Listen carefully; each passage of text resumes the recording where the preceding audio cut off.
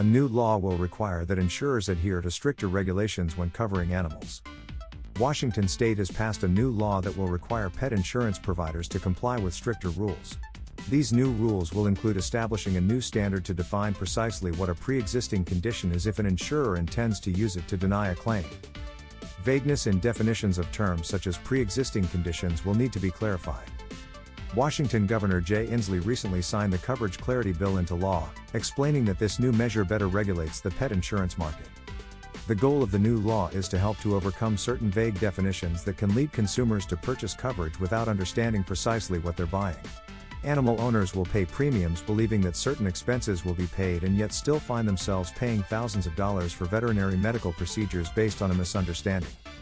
In recent years, there have been dozens of complaints of this nature from Washington customers who have stated that their policies have failed to meet their expectations. The new pet insurance law was passed in the hopes of reducing this trend in Washington. The law now states that insurers are no longer permitted to deny a covered animal's claim based on a pre-existing condition unless that specific condition is directly related to the veterinary care provided. Additional components to the law include the elimination of the waiting periods that some insurers have been imposing before providing accidental injury coverage. Though the law will not implement a cap to rate increases for this coverage, it does require that insurers clearly explain to policyholders that it is possible for premiums to rise based on a change of address or as the animal ages. Those of us who have pets that have spent a fortune on them keeping them happy and healthy couldn't agree more that this is very much needed legislation, said Senator Perry Dozier in the Senate.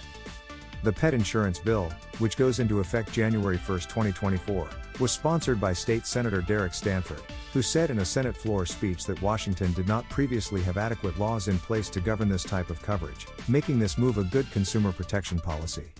The bill passed both the state's House and Senate unanimously. Thank you for following LIN. Make sure to hit subscribe and sign up for our weekly newsletter today.